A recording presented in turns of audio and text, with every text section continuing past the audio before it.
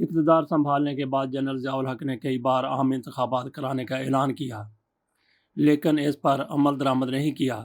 ان کے ایسے اعلانات کی وجہ سے ان کے عہدے CMLA chief marshal law administrator کو تنزن کینسل مائی لاسٹ آرڈر، میرا آخری حکم منسوخ ہے، کہا جانے لگا۔ میں صاف صاف اس بات کا اظہار کرنا چاہتا ہوں کہ میرے نہ سیاسی مقاصد ہیں اور نہ ہی افواج اپنے سپاہیانہ کردار سے روگردانی کرنے کی خواہش مند ہے۔ میں یہ اقدام بوجوہ مجبوری سیاستدانوں کے پیدا کیے جانے والے خلا کو پر کرنے کے لیے کر رہا ہوں۔ اس کام کا بیڑا میں نے اسلام کے ایک سچے سپاہی کی حیثیت سے اٹھایا ہے۔ میرا واحد مقصد آزادانہ اور منصفانہ انتخابات کرانا ہے جو اسی سال اکتوبر میں ہوں گے۔ 5 جولائی 1977 کو قوم سے خطاب کرتے ہوئے اس وقت کے army chief general Zia ul-Haq نے جب ان الفاظ میں انتخابات کرانے کی یقین دہانی کرائی تھی تو عام خیال تھا کہ جلد ہی سیاسی بحران کا خاتمہ ہو جائے گا۔ انہوں نے یہ خطاب وزیر اعظم ذوالفقار علی بھٹو کی حکومت کا تختہ الٹنے کے چند گھنٹے بعد کیا تھا۔ ضیاء الحق کا مارشل لا 1977 میں ہونے والے انتخابات کے نتائج کے خلاف اپوزیشن کے پاکستان قومی اتحاد PNA کی احتجاجی تحریک کے نتیجے میں پیدا ہونے والے سیاسی بحران کا نتیجہ تھا۔ جنرل ضیاء الحق کے اس اعلان کے بعد الیکشن کمیشن اور سیاسی جماعتوں نے بھی الیکشن کی تیاری شروع کر دی تھی، لیکن کسی کے وہم و گمان میں بھی نہیں تھا کہ الیکشن کے لیے دیے گئے یہ 90 دن کتنے طویل ثابت ہو سکتے ہیں۔ 7 مارچ 1977 کو ہونے والے انتخابات ایسے ماحول میں ہوئے تھے جب ذوالفقار علی بھٹو اور اپوزیشن جماعتوں میں کشیدگی اور باد اعتمادی کی فضا نقطۂ عروج پر پہنچ چکی تھی۔ ماڈرن ہسٹری آف پاکستان کے مصنف ایون ٹالبوٹ کے مطابق ذوالفقار علی بھٹو 1971 میں پاکستان دولخت ہونے کے بعد اقتدار میں آئے تھے، جس کے بعد ایک ہنگامہ خیز دور کا آغاز ہوا۔ اس دوران 1973 کا آئین بھی منظور ہوا، تاہم ذوالفقار علی بھٹو اپوزیشن کے خلاف انتقامی کارروائیوں، بلوچستان میں فوجی آپریشن، حزب اختلاف کے رہنماؤں پر غداری کے مقدمات قائم کرنے اور سیاسی مخالفین کو قتل کرانے جیسے الزامات بھی لگ رہے تھے۔ اس کے علاوہ بھٹو کی لینڈ ریفارمز صنعتوں کو قومیانے اور لیبر قوانین میں تبدیلیوں کے باعث صنعت کاروں اور متوسط آمدن والے طبقات میں بھی ان کی مخالفت بڑھ رہی تھی۔ ٹالبوٹ لکھتے ہیں کہ ان حالات کے باوجود بھٹو کا مخالف ووٹ بینک منقسم تھا، تاہم جب بھٹو نے 1977 میں قبل از وقت انتخابات کرانے کا اعلان کیا تو اپوزیشن کی 9 جماعتیں پاکستان قومی اتحاد PNA بنا کر ان کے خلاف انتخابی میدان میں اتر آئیں۔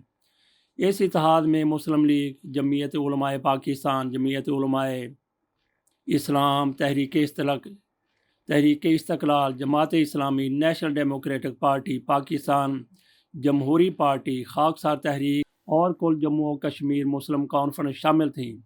ٹالبوٹ کے مطابق آپس میں نظریاتی طور پر اختلاف رکھنے کے باوجود بھٹو دور میں محدود ہوتے سیاسی امکانات نے ان جماعتوں کو ایک جگہ جمع کر دیا تھا۔ بھٹو کے درینہ ساتھی رفیع رضا اپنی کتاب ذوالفقار علی بھٹو اینڈ پاکستان میں لکھتے ہیں کہ بھٹو 2/3 اکثریت حاصل کر کے کئی اصلاحات لانا چاہتے تھے اور اسی لیے انہوں نے 1976 سے انتخابات کی تیاری شروع کر دی تھی۔ اسی تیاری کے بعد انہوں نے 1977 میں قبل از وقت الیکشن انعقاد کرانے کا فیصلہ کیا تھا اور کرا بھی دیے تھے۔ 7 مارچ 1977 کو قومی اسمبلی کے الیکشن منعقد ہوئے تو اس میں حکمران جماعت پاکستان پیپلز پارٹی نے قومی اسمبلی کی 200 عام نشستوں میں سے 155 نشستیں جیت لیں، جبکہ اس کے مد مقابل پاکستان قومی اتحاد PNA صرف 36 نشستیں حاصل کر سکا۔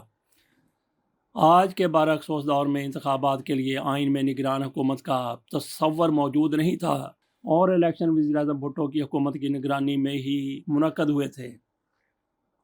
الیکشن سے قبل ہی انتخابی عمل کی شفافیت پر سوال پیدا ہو گئے تھے۔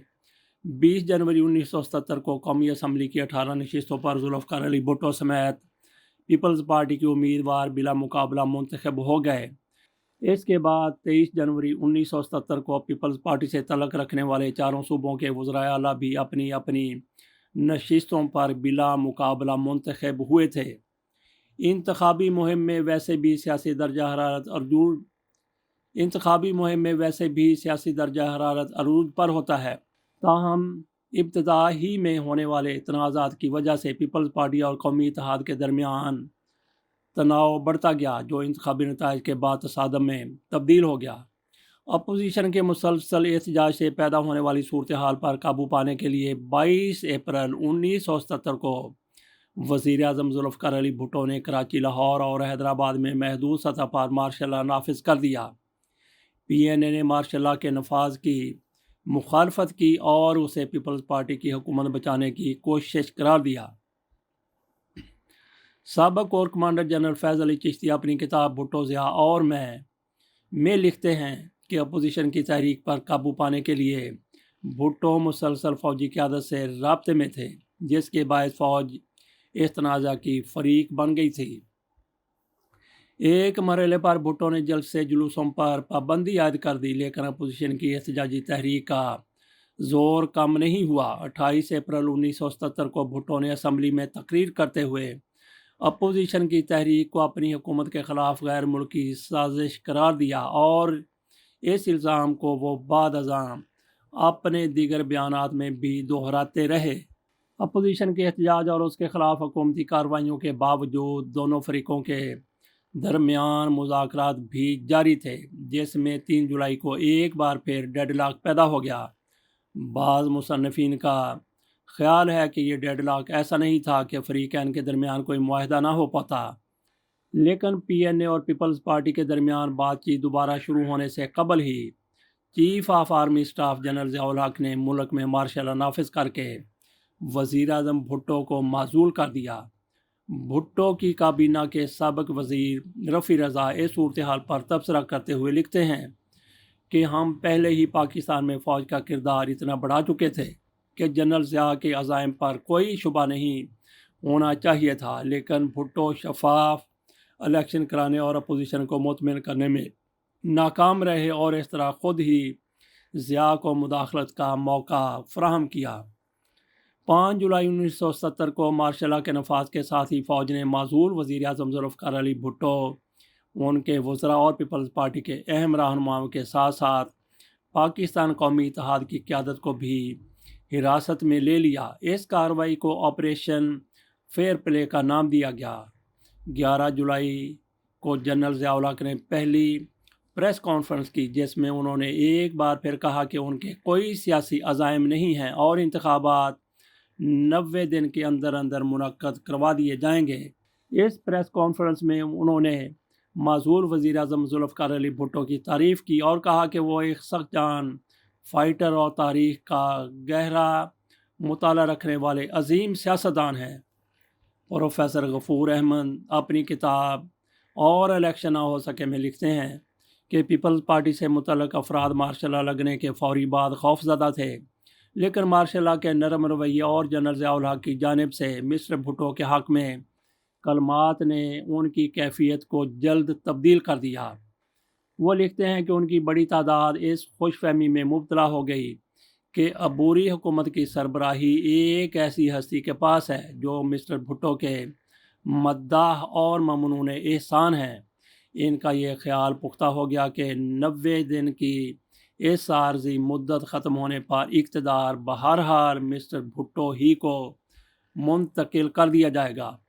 دلچسپ بات یہ ہے کہ جنرل ضیاء نے خود بھی ذوالفقار علی بھٹو سے ملاقات میں اس تاثر کی نفی نہیں کی، اور دوسری جانب پی این اے کے رہنما بھی پورے اعتماد تھے کہ مارشل لا کے بعد ہونے والے انتخابات میں وہ بھاری اکثریت سے ذوالفقار علی بھٹو کو شکست دے دیں گے، لیکن آنے والے وقت نے دونوں ہی کے اندازے غلط ثابت کر دیے۔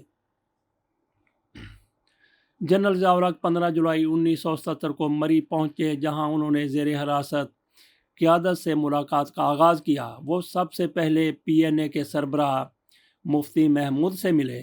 اس ملاقات میں جنرل ضیاء الحق کے ساتھ ان کے چیف آف اسٹاف اور بعد ازاں vice chief of army staff بننے والے جنرل کے ایم عارف اور راولپنڈی کے کور کمانڈر جنرل فیض علی چشتی بھی موجود تھے۔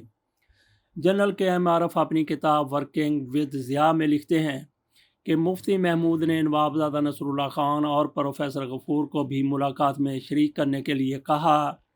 وہ لکھتے ہیں کہ پی این اے کے رہنما حکومت گرنے پر بہت خوش تھے۔ ان کی گفتگو اور چہرے مہرے سے بھٹو کے خلاف نفرت عیاں تھی۔ مفتی محمود نے جنرل ضیاء سے شکایت کی کہ پی این اے کے رہنماؤں کی گرفتاری غیر منصفانہ ہے، کیونکہ اس طرح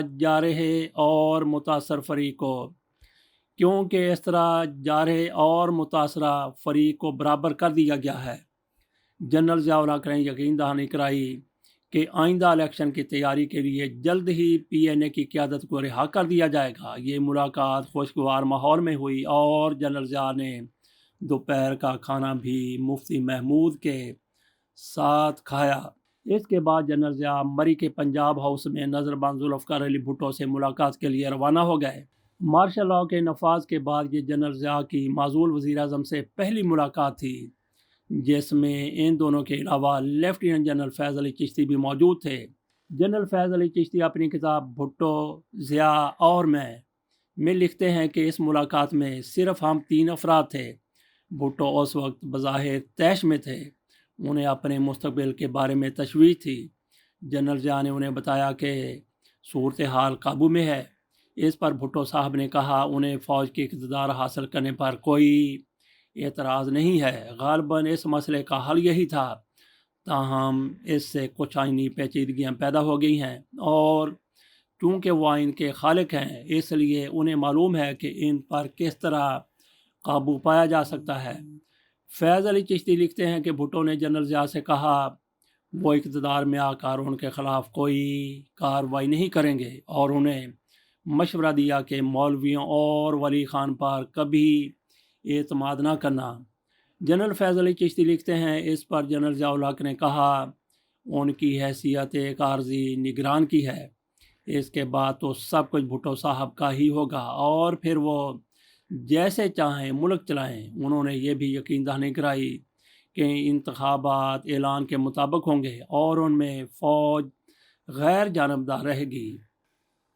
ان ملاقاتوں کے فوری بعد جنرل ضیاء الحق نے اہم تعیناتیاں شروع کر دی، جن سے یہ تاثر مزید پختہ ہو گیا کہ انتخابات ان کے اعلان کردہ وقت کے مطابق ہی ہوں گے۔ انہوں نے 15 جولائی کو لاہور ہائی کورٹ کے چیف جسٹس مولوی مشتاق حسین کو چیف الیکشن کمشنر مقرر کر دیا۔ ان کا نام جنرل ضیاء کے مقرر کردہ اٹارنی جنرل شریف الدین پیرزادہ نے تجویز کیا تھا۔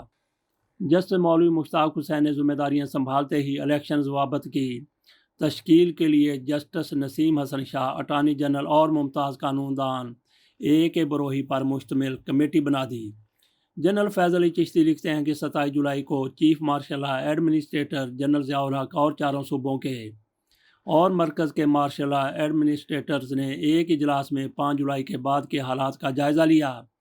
ان کا اندازہ تھا کہ اب لوگوں کا غصہ ٹھنڈا ہو رہا ہے، PPP اور PNA کے درمیان کشیدگی کم ہو رہی ہے اور رہنماؤں کی جان کو کوئی خطرہ نہیں ہے۔ حالات کا جائزہ لینے کے بعد 28 جولائی کو مری میں نظر بند سیاسی قائدین کو رہا کرنے کا فیصلہ کیا گیا۔ رہائی سے قبل جنرل ضیاء نے ایک بار پھر بھٹو اور اپوزیشن رہنماؤں سے ملاقاتیں کی۔ 1 اگست سے ملک میں سیاسی سرگرمیوں پر عائد پابندیاں ختم کر دی گئی اور اسی روز چیف الیکشن کمشنر جسٹس مشتاق حسین نے 18 اکتوبر 1977 کو اعلان کردہ انتخابات کے شیڈول جاری کر دیا۔ سیاسی رہنماؤں کی رہائی اور انتخابی شیڈول کے اعلان کے بعد ملک میں الیکشن کی فضا بن رہی تھی، لیکن اکتوبر کے آنے میں اب بھی وقت تھا اور حالات کا رخ تبدیل ہو رہا تھا۔ پروفیسر غفور احمد لکھتے ہیں کہ 28 جولائی کو رہائی پانے کے بعد اب اہمیت اس بات کو حاصل تھی کہ سیاسی جماعتیں اور رہنما کس کردار اور طرز عمل کو اختیار کرتے ہیں۔ اس وقت سیاسی حلقوں میں خاص طور پر یہ امور گفتگو کا محور تھے۔ پہلا یہ کہ مارشل لاء کے نفاذ کے بعد PNA باقی رہ سکے گا یا یہ کہ اس کا شیرازہ بکھر جائے گا۔ دوسرا یہ کہ پیپلز پارٹی انتخابات میں حصہ لے گی یا الیکشن کا بائیکاٹ کرے گی۔ تیسرا یہ کہ سیاسی رہنما ماضی سے سبق سیکھ کر انتخابات کو ممکن بنانے کی کوشش کریں گے یا پھر اپنے طرز عمل سے انتخابات کے التوا کا ویسا ہی ایک جواز پھر فراہم کر دیں گے جیسا وہ تیسرے مارشل لا کے نفاذ کے موقع پر کر چکے ہیں۔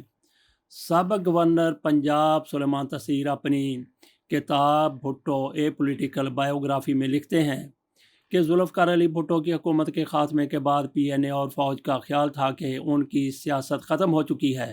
ان کا خیال تھا کہ بھٹو نے مارچ 1977 کے انتخابات کو جس طرح مس ہینڈل کیا تھا اس کے باعث عوام میں ان کی مقبولیت میں بھی کمی آئی ہے۔ سلمان تاثیر کے مطابق اس لیے عام تاثر یہ تھا کہ جنرل ضیاء الحق الیکشن کے لیے 90 دن کا اعلان کر کے دراصل اس دوران پیپلز پارٹی کی سیاسی تدفین کی تیاری کر رہے تھے۔ دوسری جانب فوج اور قومی اتحاد کی قیادت رہائی کے بعد بھٹو کے رویے میں آنے والی تبدیلی اور ان کے جارحانہ مزاج کی وجہ سے شکوک میں مبتلا ہو رہی تھی۔ پروفیسر غفور کے مطابق مریض سے رہائی کے بعد ذوالفقار علی بھٹو جب اسلام آباد ایئرپورٹ پہنچے تو ان کے استقبال کے لیے پیپلز پارٹی کے کارکنوں نے وہاں شدید ہلڑ بازی کی۔ پی این اے کے رہنما مولانا شاہ احمد نورانی بھی کراچی روانگی کے لیے جب ایئرپورٹ پہنچے تو پیپلز پارٹی کے کارکنوں نے ان کے خلاف توہین آمیز نعرے لگائے۔ وہ اپنی کتاب اور الیکشن نہ ہو سکے میں لکھتے ہیں پرامن انتخابات کی راہ ہموار کرنا اور الیکشن کو ایک مہذب سیاسی مقابلے تک محدود رکھنا ملک کی سب سے بڑی ضرورت تھی، لیکن مارشل لا کے غیر معمولی نرم رویے، مسٹر بھٹو کے ساتھ ان کا عزت و احترام کا سلوک اور ان کے حق میں تعریفی کلمات نے پیپلز پارٹی کے کارکنوں اور رہنماؤں دونوں کو شدید غلط فہمی میں مبتلا کر دیا۔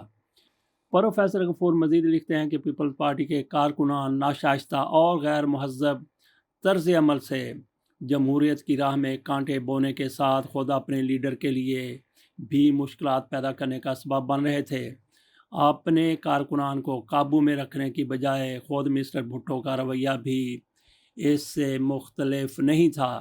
ادھر فوج بھی بدلتی سیاسی صورتحال سے اپنے نتائج اخذ کر رہی تھی۔ جنرل کے ایم عارف اپنی کتاب ورکنگ ود ضیاء میں لکھتے ہیں مری میں ریاست سے رہائی کے بعد بھٹو کا اعتماد بحال ہو رہا تھا اور ان کا رویہ جارحانہ ہو رہا تھا۔ پی این اے کی تحریک ماضی کا قصہ بن گئی اور اس اتحاد کے کمزور رشتے خطرے میں تھے۔ انہوں نے لکھا بھٹو کا اپنی شعلہ بیانی کے لیے مارشل لا لگانے والے شخص جنرل ضیاء الحق کی صورت میں ایک نیا ہدف مل گیا تھا۔ مارشل لا کی قانونی حیثیت پر سوال اٹھا کر وہ ضیاء کو دفاعی پوزیشن پر لے گئے تھے۔ 9 اگست 1977 کو ذوالفقار علی بھٹو کی کابینہ کے سابق وزیر جے اے رحیم نے پریس کانفرنس میں انکشاف کیا کہ مئی 1976 میں انہیں federal security force F S F نے اغوا کیا اور تشدد کا نشانہ بنا کر ملک سے باہر جانے پر مجبور کیا۔ اس کے بعد 16 اگست کو انہوں نے پولیس میں ان واقعات کی شکایت بھی درج کرا دی۔ ذوالفقار علی بھٹو نے مارچ 1972 میں federal security force F S F کے نام سے ایک پیراملٹری فورس بنائی تھی، جس کے بارے میں عام تاثر یہ تھا کہ یہ فورس بنیادی طور پر بھٹو کی حفاظت اور ان کے خلاف کسی ممکنہ بغاوت کو روکنے کے لیے بنی ہے۔ بھٹو کے ناقدین یہ الزام عائد کرتے تھے کہ وزیر اعظم اس فورس کو خود پیپلز پارٹی کے اندر منحرف ہونے والے اور سیاسی مخالفین کے خلاف انتقامی کارروائی کے لیے استعمال کرتے ہیں۔ 23 اگست 1977 کو جنرل گولسن بھی بھٹو کے خلاف منظر عام پر آ گئے۔ وہ یونان میں پاکستان کے سابق سفیر تھے۔ 1972 میں اقتدار سنبھالنے کے بعد ذوالفقار علی بھٹو نے انہیں پاکستان کی فوج کا کمانڈر ان چیف بنایا تھا، لیکن 6 ماہ بعد ہی ان سے استعفیٰ لے لیا گیا تھا۔ جنرل گولسن نے ایک افطار پارٹی سے خطاب کرتے ہوئے کہا مسٹر بھٹو نے اپنی آمریت مستحکم کرنے کے لیے صوبوں کے درمیان نفرت اور شکوک کے بیج بوئے۔ ان کی ناقص پالیسیوں نے پاکستان کو بھکاری بنا دیا۔ ان کی خارجہ پالیسی بھی آزادانہ نہیں تھی۔ انہوں نے بھٹو پر دفاعی اشیاء کی خریداری پر کمیشن لینے کا الزام بھی عائد کیا۔ پروفیسر غفور کے مطابق بھٹو کے سابق ساتھیوں کی جانب سے یہ انکشافات بیانات ایسے وقت میں سامنے آ رہے تھے جب انتخابی سرگرمیاں شروع ہو چکی تھی۔ اس دوران 14 اگست کو جنرل ضیاء الحق نے قوم سے خطاب میں کہا کہ انتخابات سے متعلق آراء تجاویز جمع کرنے کے لیے انتخابی سیل نے کام شروع کر دیا ہے۔ انہوں نے وقت پر انتخابات کرانے کا وعدہ ایک بار پھر دہرایا اور ساتھ ہی یہ بھی کہا کہ فوج جمہوریت کو ملکی بقا کے لیے ضروری سمجھتی ہے، اور کیونکہ اس مشن کو باطل کرنے والا ہر شخص نہ صرف جمہوریت بلکہ پاکستان کا بھی دشمن ہے، اس لیے ہم ایسے ہر شخص کو قرار واقعی سزا دیں گے۔ انتخابی سرگرمیاں شروع ہوتے ہی بھٹو اور ان کے وزراء کے احتساب کے مطالبات بھی سامنے آنے لگے۔ 3 اگست 1977 کو مختلف ہائی کورٹس کے 4 سابق ججز نے مشترکہ بیان میں بھٹو اور ان کے وزراء پر عوام کے خلاف جرائم کے مقدمات چلانے کا مطالبہ کیا۔ بھٹو نے اپنی انتخابی مہم کے دوران اپوزیشن کی جانب سے کرپشن کے الزامات پر احتساب کے لیے کسی بھی عدالت میں پیش ہونے کا موقف دہرانا شروع کر دیا۔ دوسری جانب پی این اے نے بھی انتخابی گوشواروں کی کڑی جانچ پڑتال اور سابق حکومت کے احتساب پر اصرار بڑھا دیا۔